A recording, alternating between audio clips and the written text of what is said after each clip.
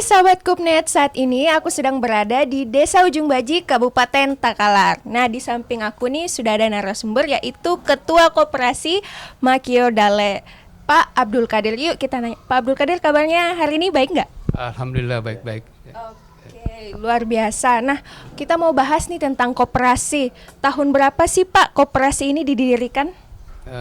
Koperasi ini saya dirikan tanggal 24 bulan 10 tahun 2011. Oke, tahun 2011 ya. Terus kenapa diberi nama Makio Dale? Ya, awalnya itu Makio Dal itu bahasa Desa Makassar.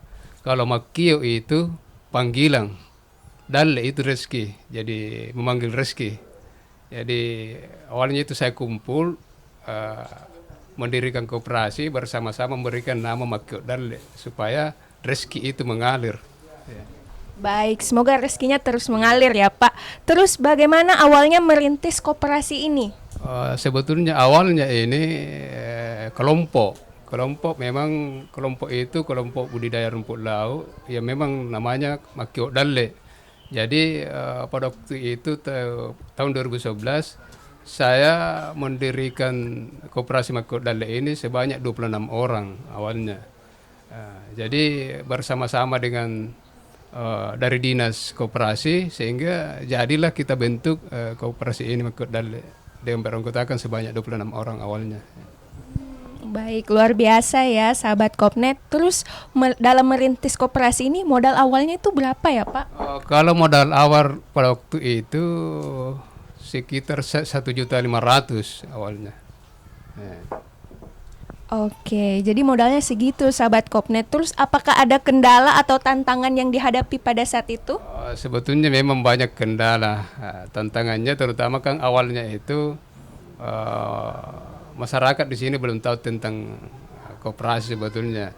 Jadi itu menjadi tantangan lama kelamaan kita bina sehingga masyarakat bisa sedikit-sedikit dia mengerti tentang apa itu koperasi dan kita melihat ekspresi kita selama kemudikan koperasi ini dilihat oleh masyarakat hingga dia bergabung menjadi anggota koperasi. Oke, nah berarti dibina ya Pak untuk kendala itu dapat diatasi. Oke, terus apa saja keberhasilan yang sudah dicapai dari aspek anggota dan bagaimana perkembangannya? Sekarang alhamdulillah awalnya kan memang 26 orang. Sekarang itu sudah tahun 2020 kemarin dia beranggotakan 85 orang. Sekarang memang ada yang kita anggap tidak aktif, alhamdulillah sempat berkurang menjadi 10 sekarang. Jadi jumlah total sekarang sekitar 73 orang. Ya. Jadi anggota mulai sangat percaya dengan keberadaan koperasi ini karena dia sudah memahami betul bagaimana cara berkooperasi. Oke, baik. Nah, terus dalam perkembangannya apakah ada segi keuangannya itu dari segi keuangan bisa diceritakan nggak Pak? Kemarin memang awalnya kita andalkan adalah dari simpanan-simpanan anggota saja. Sekarang kita sudah mulai juga pembelian rumput laut sehingga alhamdulillah kemarin di rapat anggota tahunan kita sempat ada pembagian SHU.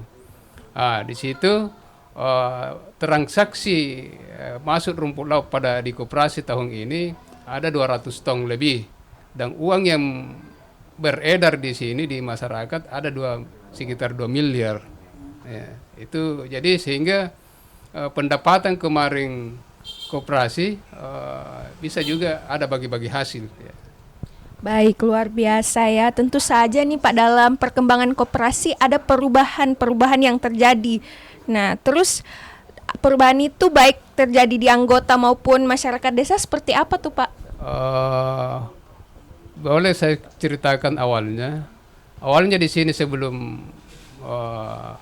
ada koperasi dan sebelum masuk juga termasuk ini sangat berperan Kospermindo di sini membina saya dan kemarin juga Impes mendampingi. Awalnya di sini rumah-rumah penduduk, kalau dikata dinding-dinding gamaca terbuat dari bambu Sekarang alhamdulillah dengan adanya koperasi yang mencari pasar daripada rumput laut ini karena produk di sini koperasi bergerak di bidang pembelian rumput laut dan petani juga di sini adalah mata pencahariannya adalah rumput laut sehingga koperasi mencarikan pasar sehingga ada pasar tertentu ke Kospermindo, Agarindo. Nah, di situ perkembangannya kita masyarakat mensejahterakan masyarakat dan anggota karena rumput lautnya kita bisa menampung semua dari hasil panennya. Baik, nah setelah koperasi ini terbentuk nih Pak, bagaimana dengan tanggapan masyarakat? Apakah ada perubahan cara pandang terhadap koperasi itu sendiri?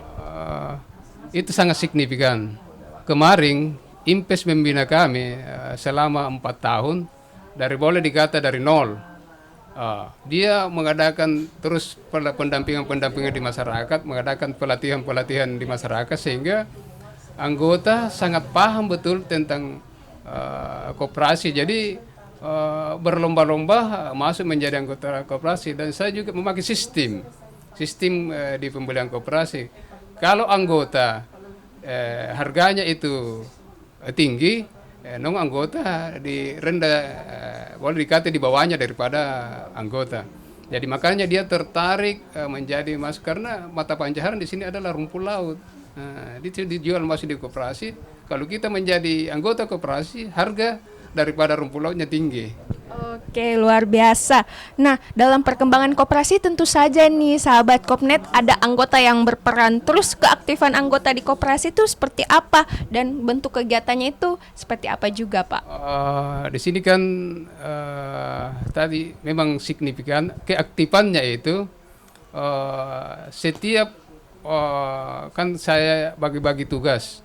Jadi boleh dikata setiap rapat petriwulan ada kan saya tentukan rapat petriwulan itu semua dan pengurus aktif mengadakan kegiatan pertemuan-pertemuan dan kontrol juga daripada anggota karena ada badan pengawas yang mengawasi kami sehingga di situ anggota-anggota koperasi sangat melihat bahwa perjalanan koperasi ini memang betul-betul tidak ada kesimpang siuran di dalamnya karena kegiatannya mulai dari anggota, pengurus, kerjasama dengan semua pihak yang ada terutama di anggota. Baik, nah di koperasi ini tentu saja ada kerjasama. Nah, siapa saja atau adakah dari lembaga yang memberi perhatian atau bantuan? Dan kalau misalnya ada, bentuk bantuannya itu seperti apa, Pak? Pertama sekali itu lembaga itu termasuk dari Kospermindo membantu kami mulai dari peralatan budidaya rumput sampai dengan pasca panen. Yang kedua ada dari lembaga dari Impes Coop. Kemarin 4 tahun kami dibina dan juga itu banyak sekali bantuan-bantuan yang diberikan kepada kami, diberikan kepada koperasi kami, terutama peralatan-peralatan lainnya, pokoknya banyak. Yang ketiga ada dari juga lembaga dari UNIDO. UNIDO juga membantu kami, terutama di tali dan lain-lain. Jadi ini 3, 4 termasuk juga masuk ini Kanada. Orang Belanda yang tahun kemarin tapi mungkin sempat terkendala tahun ini karena ada COVID. Oke, baik Pak. Jadi itu kerjasamanya bukan hanya dari Indonesia saja, Pak ya, ada luar negeri juga. Tapi apakah pemerintah selama ini sudah memberikan dukungan dari sisi regulasi dan kebijakan, peningkatan kapasitas, atau pengembangan jaringan promosi dan pemasaran serta bantuan modal? Apakah pemerintah selama ini sudah memberi bantuan, Pak? Pemerintah kemarin kalau soal dukungan terutama di regulasinya, dia menerbitkan badan hukum koperasi. Yang kedua, setiap kami dibina ada memang pendamping dari dinas koperasi yang turun mendampingi juga kami yang ada di koperasi. Jadi bentuk bantuan kemarin saya juga pernah mendapat dari Kementerian Koperasi bantuan dana bansos sekitar 50 juta. Ya. Oke, jadi pemerintah juga berperan loh dalam koperasi. Terus menurut dari Pak Abdul Qadir nih, apa sih rencana-rencana ke depan untuk koperasi ini?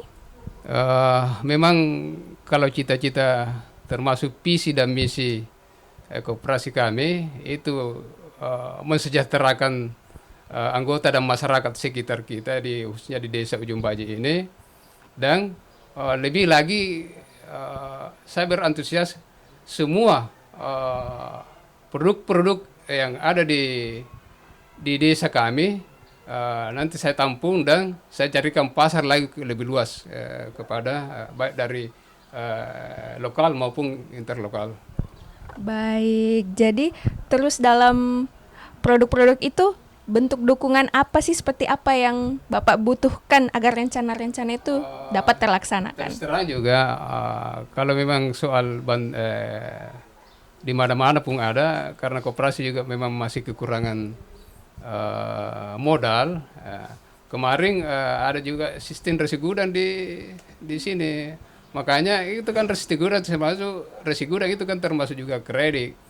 Jadi kalau memang bantuan yang kita harap, saya juga perlu dukungan bantuan dana untuk ke anggota untuk dipergunakan, karena saya juga mengelola di sini simpan pinjam, bukan hanya rumput laut, simpan pinjam juga saya kelola di koperasi kami.